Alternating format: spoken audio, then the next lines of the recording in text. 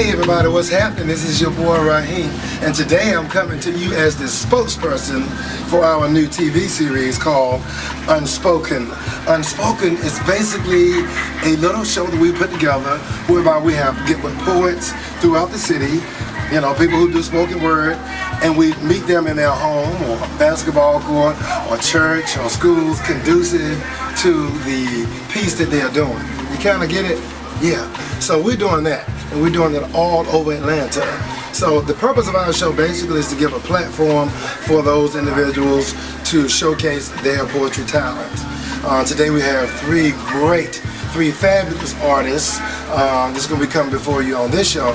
We have Hank Stewart, who we have dubbed as the ambassador for spoken word here in Atlanta. He's going to be coming up first. Secondly, we're going to have Last Forever. I've had the opportunity to collaborate with Last Forever. He is a great artist, great co-host here in Atlanta. And also with Night Owens, it's going to be in that order. She's going to be our finalist. Night Owens, who goes by Night Vision. I've had the opportunity to co-host with her over the years. Great poets. So just sit back, and you're going to be in for not a rude awakening, but for a beautiful awakening right here with your host on Unspoken. Stay with us.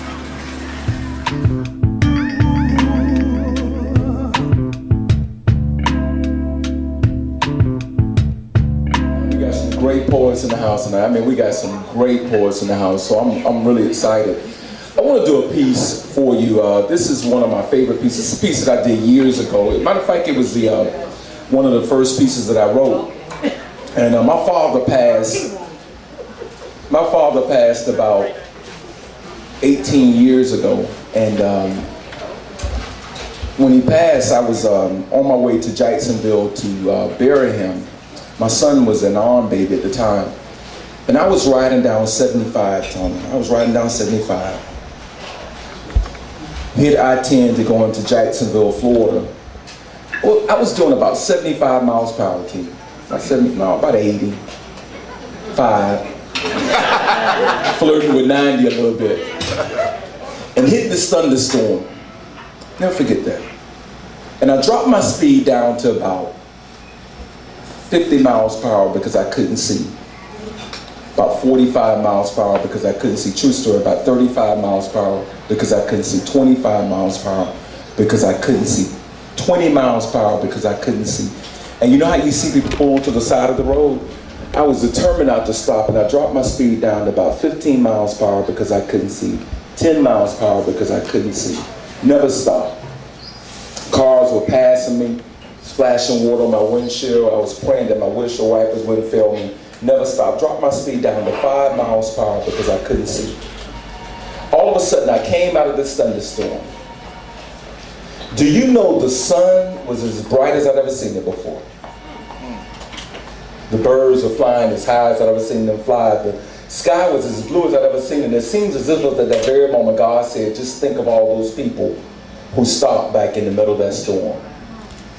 And I ended up writing this piece called Why Would You Stop in the Middle of a Storm? And I don't know if you're in a storm now or you're approaching a storm. The skies are dark as the rain continues to fall. As cars pull to the side of the road, I begin to wonder, why would you stop in the middle of a storm?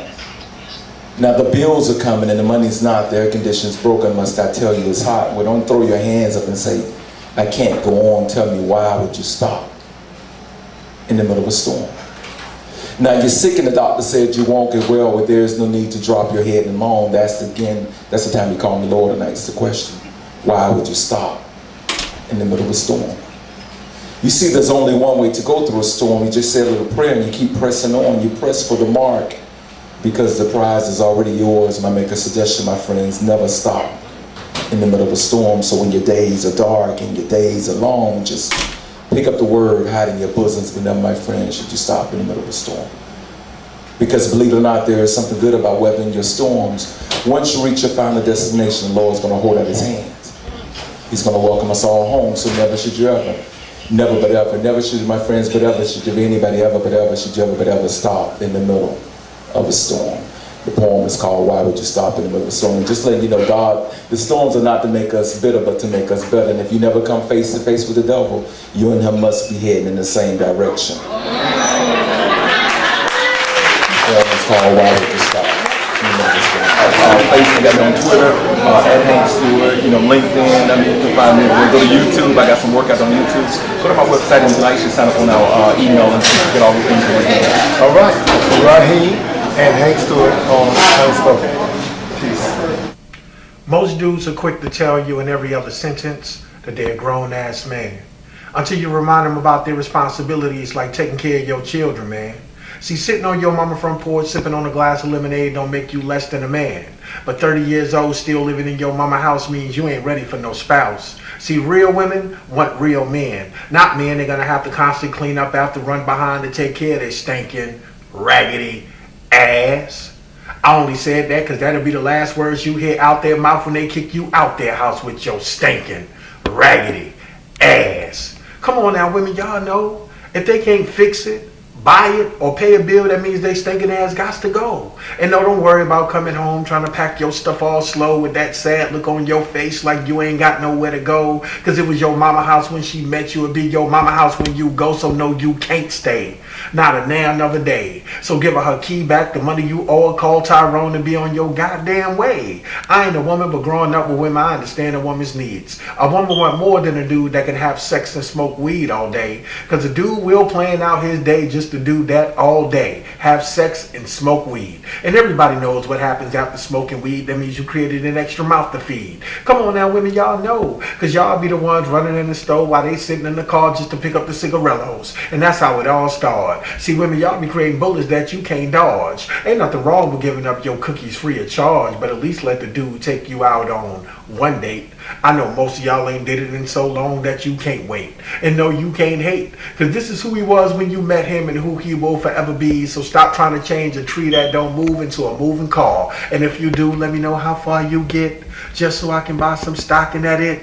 Even though Jay got away with a glove that didn't fit.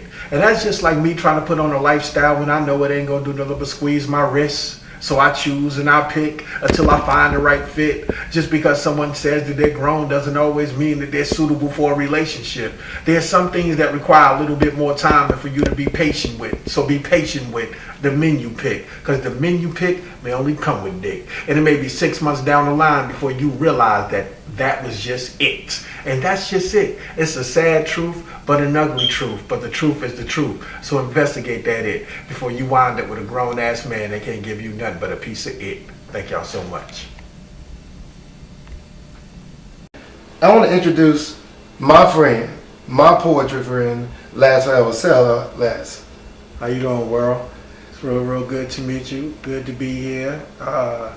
Man, it's an exciting project that you guys are working on. I'm really happy to be a part of it. And we are very, very excited to have you here. I had the opportunity to visit you on this past Sunday at Love Jones, out in Atlanta at the, Marley's. Mm-hmm. And you did an outstanding job there. We were able to capture that as well. But being able to come into your home, I want to first of all thank you for giving us this opportunity to come into your home and actually film you doing this piece. Oh man, thank you for coming. I really appreciate you guys taking the time out to even recognize that the art is still here and that we still need to get the word out there, and people need to know that there's a message behind everything. Hello. And speaking of that, question is, what is the inspiration behind that piece that you just did? Well, all my life, man, I've pretty much taken care of myself, outside of what my mom has done for me. And I've met a lot of females who don't want to do nothing for a brother no more because they've had some so-called grown men in their life that weren't really grown men, that wasn't really handling their business. So if you at a down point and you need them, they're not coming to your rescue because they still kind of bitter over what that so-called grown man that they was with. But in my mind, you can't really blame the man. You got to blame yourself, because as long as you let something go on in your life, it's going to continue to go on until you put a stop to it. Don't blame Mr. Charlie. Mr. Charlie is just a man, and he's doing the best he can. So what about guys that don't know any better? I mean, some guys don't have that solid parenting background. They just, sometimes you have to look at parents now, grandparents are like 40 years old now. Well, I mean, at a certain point in your life, I mean, you're just grown. Mm-hmm. You have to take responsibility for your actions. To this day, I'm single because I don't live in yesterday. I live in today. I don't live in bitterness. I live in positivity. You know what I mean? So my life right now, the reason why it's the way that it is right now is because I won't settle for less. I won't let the drama come in my life. And you can't teach a grown person nothing. They have to either see it for themselves, they either have to see the red flags for themselves, or they have to just wake up and know that if you let something in your life that's just wrong, it's going to continue to be there. All right. Until you shift it out. All right. Well, you have just been entertained by my boy, Last Forever. And I tell you, nothing lasts forever. Do you have a website or email or anything, Twitter? Well, people can find me on Twitter at We Write Movies. Just the way it sounds, all one word, We Write Movies. I'm on Facebook, Jamel Lattimore, Jamel, last name Lattimore, Latimore. And you can Google me. You can Google Last Forever, LAS, the number 4, EVA. I should come up all over the world, pretty much. And you've just been entertained by my friend Last Forever on Unspoken. Peace. And even embraced, I remember you touching your hands on my face, trying to wipe all of my pain away. You were so strong and that was so weak. The pain so intense, my throat hurt to speak, my eyes couldn't see, my mind couldn't see me. Being without you, you're all that I knew, all that we've been through. How could we not conclude? You're more than my man, you're my best friend. And then when the thick seemed to turn to the thin, so I can't comprehend these changing events. He took a walk on them blocks and haven't been seen. Since you went away, I've been down and lonely. Damn. Since you went away, I've been thinking about you. Since you went away, I've been down and lonely. Since you went away, I've been thinking about you. See, I met him on the corner of a Destiny and Tragedy Street. He was a street hustle away from poverty, choosing stardom in the streets. Yet when our eyes did meet, yo, I knew instantly, yo, he was meant for me. Many perceived he was cruel, dangerous, and angry, said he packed gats and lacked family stability. I guess no one saw what I did see. See, I saw a king. I saw a king in need of a queen to bring out this hidden love deep. This hidden love I would seek, even if it took me to the brink of being extinct. I saw him just that worthy, this beautiful indigo hue of a man whose heart was so hardened. His heart was so hard, and it was even hard for me to get in, but I did. And together we lived. I went to work, he even got a gig. I mean, our love was blessed. I'm talking truly heaven sent. I love the way we talk logic and nonsense, laid in the bed naked and burning incense, and the way he touched me mentally. Yo, that shit was passionate. Yet all of this bliss was short-lived because his revenue was below the way he once lived, so he let go of his gig and he started street hustling again. Yo, I tried to convince him his twisted motivation would be the end of him, but he's a hard-living victim with the street life embedded in him. Inside deep, I knew he couldn't give up the streets for me. It wasn't no lack of love, it was just the streets was a part of he. The streets had raised he since he was a baby, yet it pains me daily that I couldn't save my beautiful king from living dangerously. So reluctantly, I released he back in the place not meant for me, and our last embrace took place in eternity, and there I watched the streets embrace my king wholeheartedly. There on the very corner where our eyes did meet, on that corner of Destiny and Tragedy Street, the corner. Yo, my name is Night. Since you went away, I've been down and lonely. Yeah. talking. That's what's you up. know how we operate. I know, right? We got like 10 years in this thing. Probably. Neo Soul years back with Tracy. That's what's up. It We really was doing is. the thing. Yeah, we're So, still doing it. We here. We connected here. like the dots. So obviously, 5 points, you know, baby, in the ATL. You got the Coca-Cola, Marietta, Decatur Street. This is where it all goes down. Right here in the ATL. This is what it is. And you've been one of the movers and shakers ever since before I met you. We've been there like 04 or something like that. We started doing Neo Soul. Yeah, you still doing the damn thing. Hey, you know, when your passion, what can you do? Like you know, you elevated to another height. And here we are, we connected like the dots. So it was meant to be. That's it. That's it. So how did thing say on what was that movie? The Da Vinci Code. And he talks about he talks about said, "Behold, I send you a wolf amongst the sheep." You know, basically what he was saying in that is that it's tough out here. It's a tough grind. And you know what I know, that in this whole acting and poetry and television thing, this thing is not easy. No, it's not. You know, you gotta have some alligator skin. You got to. You know. You can't just get slapped across the face and be like, "Oh, I'm gonna quit. I'm gonna run home." Right, you know. yeah. How long you been out here now doing this? Outside in the cold weather, or you know, No, in poetry. How long you You been? know, it's funny. I actually did. I started off doing poetry right at the Underground. Right here. I used to battle rap over there when I first came to Atlanta from Ohio.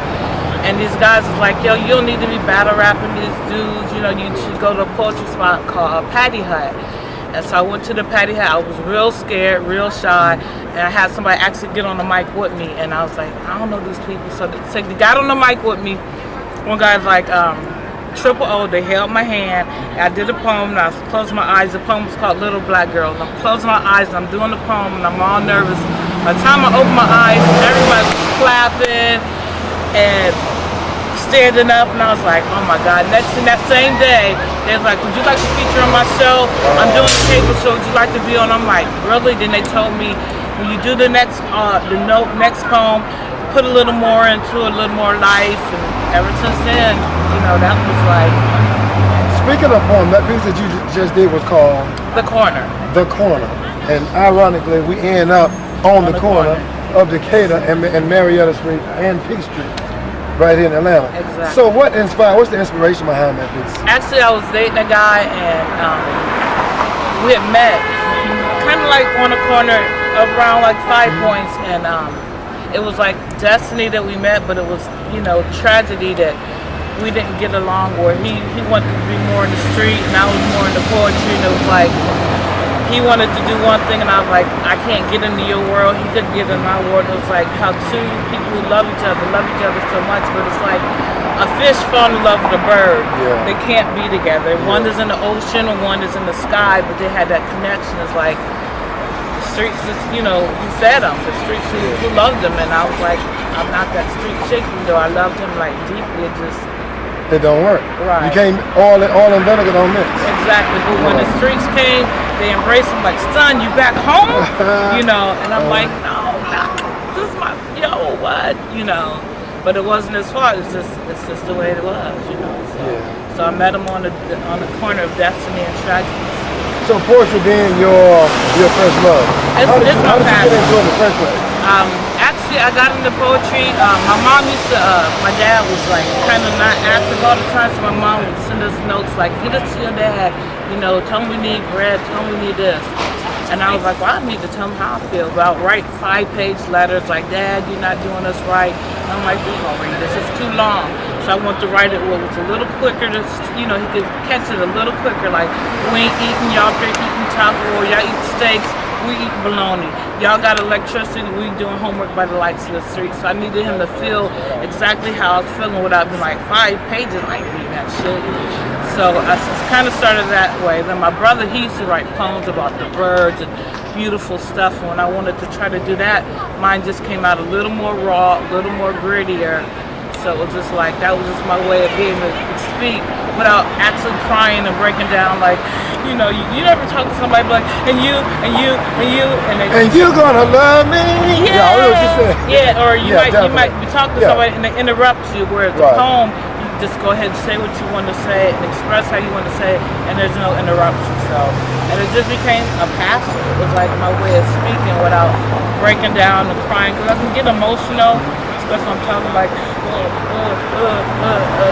yeah, like you was doing in that piece. It's like I could actually feel it, and I could actually connect to it. And some poets, you know, I can't connect to, but I've always been able to connect to you with your poetry. And with that piece that you just did, I could actually feel it. I could actually feel the hurt. Yeah. You know, deep down inside. We've all been in a relationship that's gone bad and gone sour. Sometimes some of them are salvageable, and some of them you need to throw them away. But you know, each time it's a learning experience. You know, it's funny when I do that poem. I look at the dude and I be like talking, and guys will be like, "Yo, she talking about me." Exactly. You know, they can relate, and I'm like, and the chick be like, "Yeah, that's my dude. Yeah, we was, yeah." You know, so it feels good to be able to do something, and people actually be able to relate, because somewhere down the line, they either know somebody or they went through that same situation. God knows some of that stuff I've been through, so you know, I ain't gonna tell y'all what I've been through, but some of that stuff it hit home. If you tell me about it later, I'll write a poem. That's what's up. Speaking of that, we need to be able to follow you. Okay. Twitter, Instagram, YouTube, whatever. How can we get at you? Nighttime at yahoo.com, or you can Facebook me, Night Ons. I'm on Facebook, or you can Google me at Night Ons. And it'll pop up. I'm Googleable now. Okay. I don't know if that's a word. Google me, yeah, Googleable. Yeah, because I guess I'm Googleable. Corn right here. Because it comes up Neosaur or MySpace or whatever. But yeah, you know, that's just what it is. And you're gonna see my peoples up there too. That's what's up. Because we go way, way back. We go way back. You know what? Actually, Night was the one. She was the one that popped my cherry. We used to use that term. You was a virgin. You popped my cherry in television. Yeah, you popped my cherry. So we had a lot of fun together. Remember in Miami? Oh, Miami, yes. LA. Oh, we've been around. Okay, that's pretty much our show. Now get ready. Get ready for our featured artists. Check this out on Unspoken. I've been working on this record for a while, and we just released a new single called All I Need. Your love is all I need. It's available everywhere. iTunes, wherever you buy music. But here it is. I hope you like it. I'll be honest, I can't lie. You're all I need in my life. My heart inside never felt so right. If this is wrong, I don't wanna be right. I think of you all the time. Girl, you're always on my mind. But I always love the day goes by. But I don't wish you were by my side. You came along and eased my pain. Girl, you know you made me whole again. I don't have to look no more. It's plain to see that your love, it completes me. Yeah, your love is all I wish for. Girl, you're just what I need. You're heaven on earth to me.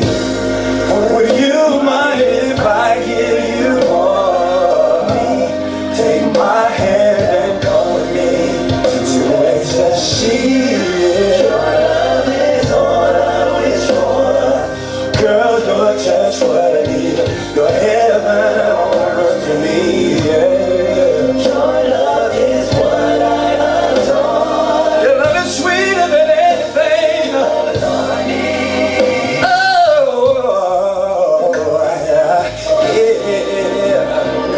Never thought that I could feel such bliss, cause most of my love's been hit or miss. A commitment's what I was searching for. I needed someone to give me more. To the foreground, to the background. And baby, I won't let you down. Because of you, I have new life. I thank God that you're my wife. And he's my pain. Girl, you know you made me whole again.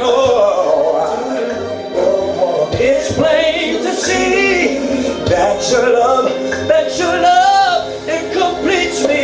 Yeah.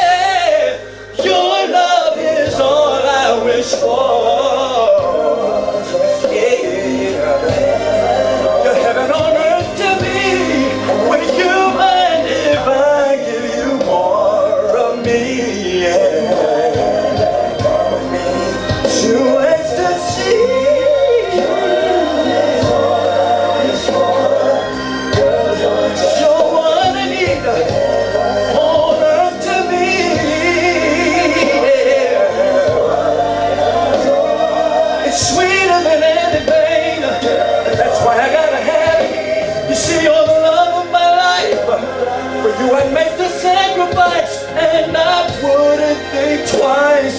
Love for me has not always been a fairy tale.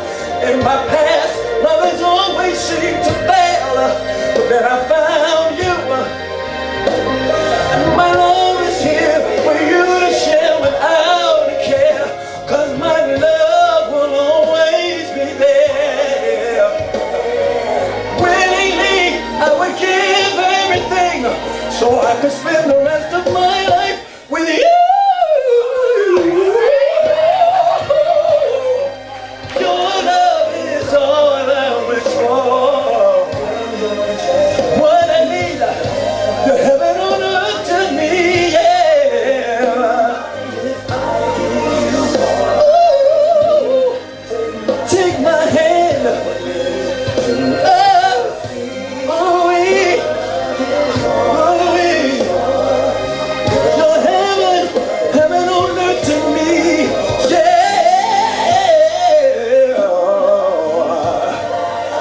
Your love, your love, your love, your love.